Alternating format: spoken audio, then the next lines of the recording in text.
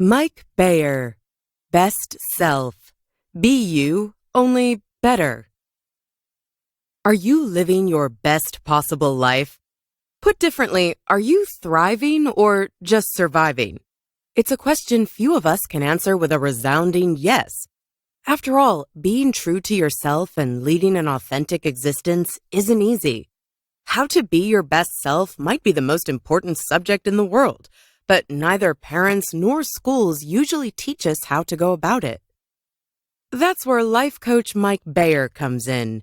If you want to change your life but aren't sure where to start, these blinks are for you. The result of years of deep reflection upon his own personal issues, Bayer's hands-on guide to finding your best self is packed full of actionable ideas you can start using today to put yourself on the path to a better tomorrow. Blink number 1. Few people are taught how to be their best selves, but you can start by defining your authentic self. You're unique. It's a line you've probably heard a million times, but have you ever let it sink in? Nobody on earth will know what it's like to walk in your shoes. Every thought, experience, and feeling you have is yours alone. There's never been and will never be another you. Chances are, however, that you were never taught how to be your best self. You entered the world as a blank slate, which your parents filled with their own failings and hang-ups. Then came school. Sure, you learned all sorts of things, but what about connecting with who you really are? It's pretty much the most important skill in the world, but you won't find it on any curriculum. The result is that we often end up leading lives which feel a little off. There's a vague sense we're not being our true selves, but we're not sure what to do about it. So how do you become yourself? Here's how the author breaks it down. We all have two types of self. A positive best self, the person you'd like to be more often, and a negative anti-self, which stops you being that person. The key is to learn to tell which self is in control. The best way to do that is to flesh out these characters and give them recognizable attributes. Let's start with the best self. On a piece of paper, write down all of your positive traits, the things you admire most about yourself but don't always act upon. Think of adjectives like friendly, logical, or brave. That might be hard. After all, it's much easier to criticize than praise yourself, but stick with it. Next, put a face to that bundle of attributes. Does your best self have a specific gender? Is it an animal or mythical creature? What's its superpower? The author's, for example, is a wise wizard called Merlin, while one of his clients has an upbeat squirrel called Ralph.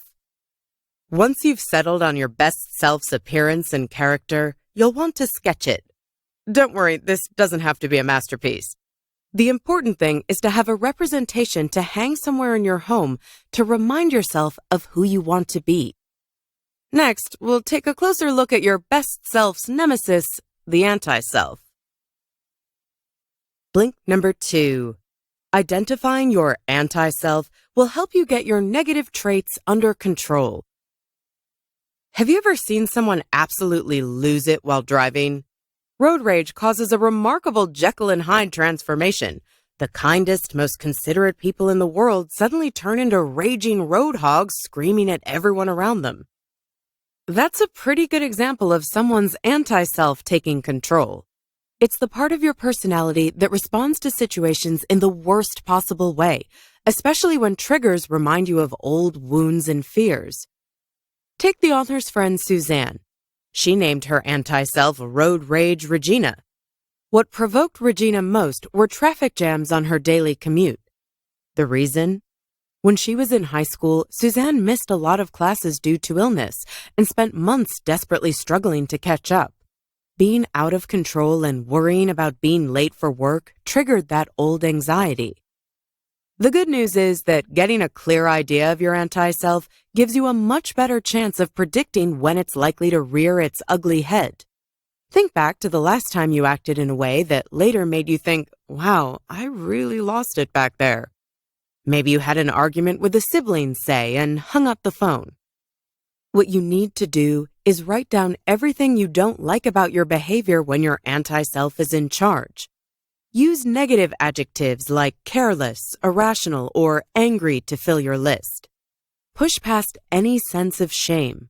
Things look a lot scarier when they're lurking in the shadows, so think of this as taking a flashlight to the problem.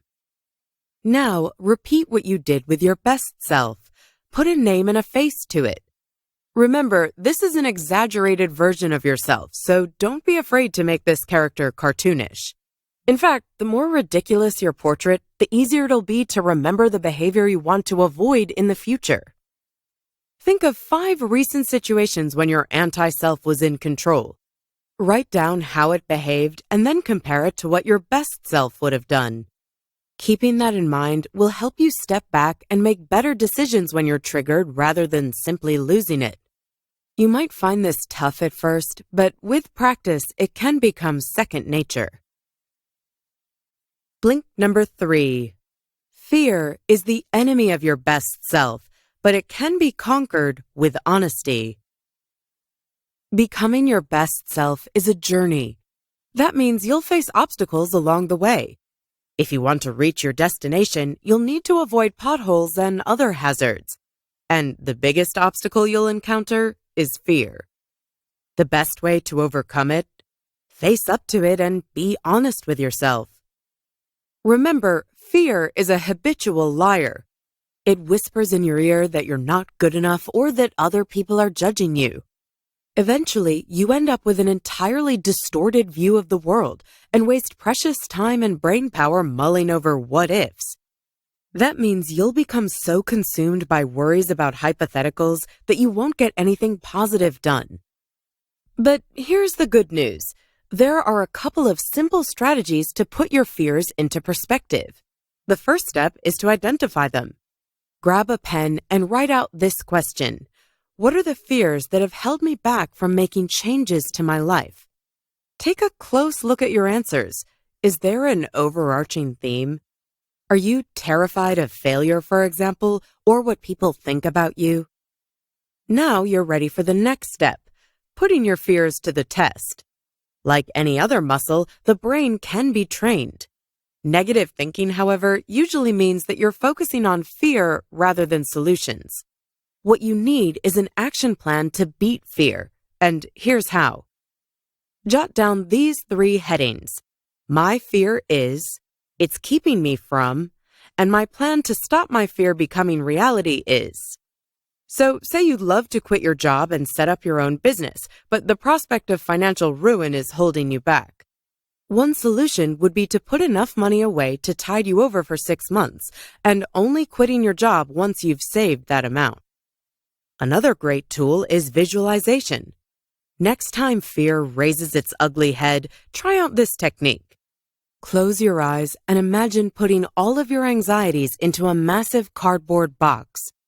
Now, shrink that box in your mind's eye until it fits into the palm of your hand. Finally, picture yourself hurling that negative package into a deep, dark canyon and savor the feeling of relief that washes over you as you watch it drop out of sight. Blink number 4. Socializing is great for your well-being, and it's something you can learn. So far, we've explored the internal part of your journey toward your best self. But what about your relationships with others? After all, as the English poet John Donne once wrote, no man is an island. In this blink, we'll take a closer look at your social life, starting with why socializing is so important in the first place. All evidence points to the idea that socializing is great for your body and soul. Take a study carried out at the University of Michigan in 2008. It found that social interaction is basically like taking your brain to the gym.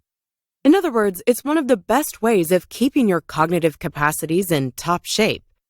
Then there's the 2008 Gallup Healthways survey of 140,000 Americans, which showed that people were happiest on days when they'd spent between 6 and 7 hours socializing. That goes to show how important it is to build time for friends and family into your schedule. But you shouldn't just be hanging out with people you already know. According to the author, there's nothing more stimulating than getting out there and making friends. After all, that's when you're most likely to pick up new ideas. Inspiration isn't likely to strike when sitting alone on your couch.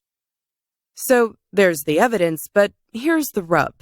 Few of us are natural-born social butterflies, and lots of us find socializing, particularly with people we don't know, pretty awkward. Luckily, there are a couple of tricks you can start using today to help you socialize next time you find yourself at a gathering. One of the most common problems people face is struggling to find something to say. That's easy to remedy. You just need to prepare yourself by thinking over some of the things you've recently learned or experienced. That takes the pressure off to come up with something on the spot and gives you a nice conversation opener. Paying attention to small details also makes a huge difference. Asking questions and listening attentively encourages people to open up. Then there's also body language. It's estimated that nonverbal cues account for a good 70% of all communication. So standing up straight, keeping your arms unfolded, and making eye contact are great ways of showing that you're present and engaged. Blink number 5. If you want to help others, you need to make sure you're helping yourself. A lot of your most important relationships put you in the role of a carer, nurturer, and helper. Looking out for others is a key part of becoming your best self. But that's only going to happen if you're taking care of yourself. Fail to do that and you just won't have the physical or emotional energy to be useful to anyone. Self-care, in other words, isn't selfish. It's what allows you to give to others. That means it's vital to learn how to manage the stress and hustle-bustle of everyday life. Let's take a look at some tools you can use to keep yourself healthy and well-balanced. One technique the author swears by is mindful breathing. One of the first things that happens when you're feeling overwhelmed is that your breathing becomes more rapid. Stepping back and taking 3 or 4 deep breaths is a great way to calm your stressed-out mind and put things back into perspective. Another great stress buster is exercise. Aim to spend at least 20 to 30 minutes each day working out. That can mean a brisk walk around the block, a bike ride, or a session in the gym. The key is to take your mind off things and get your blood pumping. Next on the list, sleep.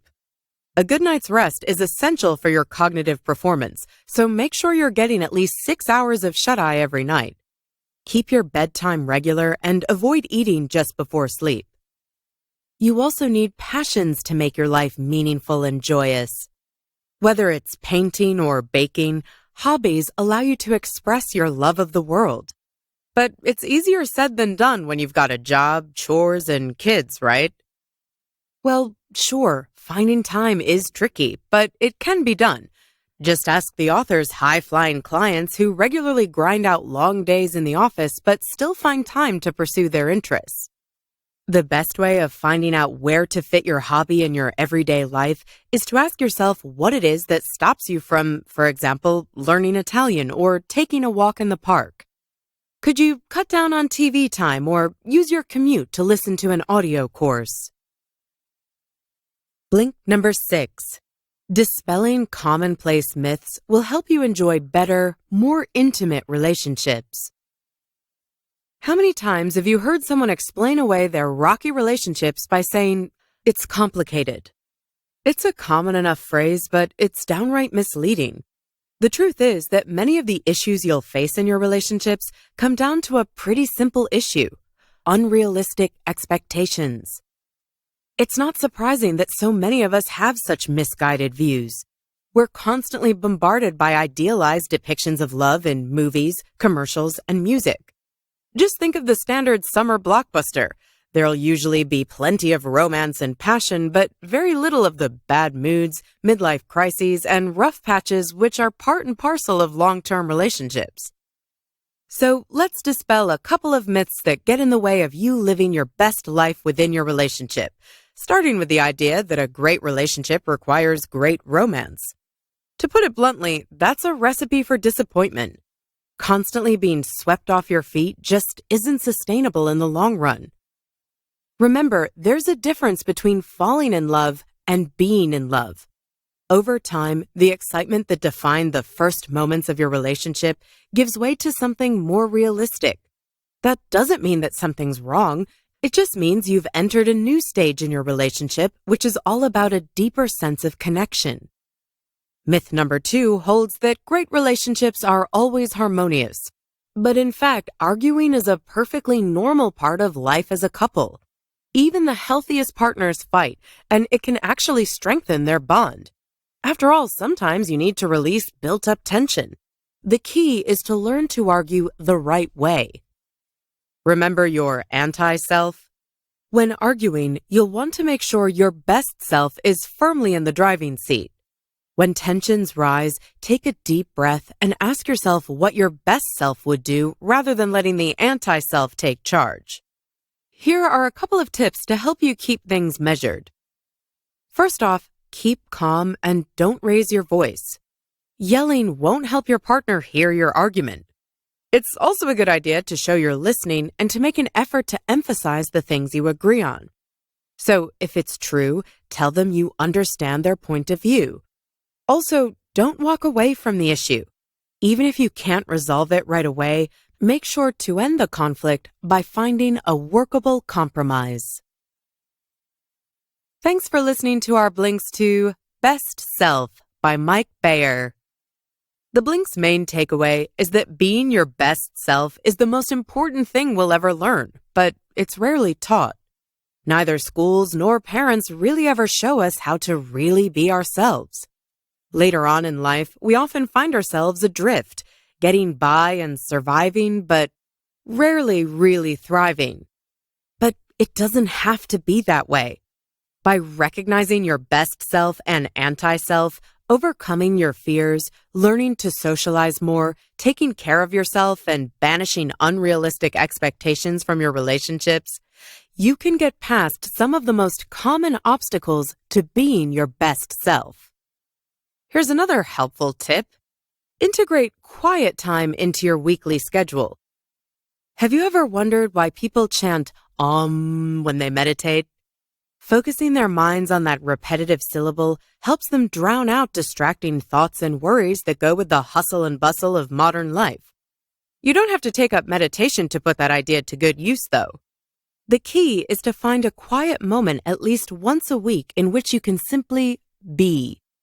Your quiet time doesn't have to literally be quiet. In fact, some people find that listening to their favorite music with the volume turned up helps them to center themselves. If that doesn't work for you, how about simply spending quality time gazing at your favorite painting or breathing mindfully? Got feedback? Just drop an email to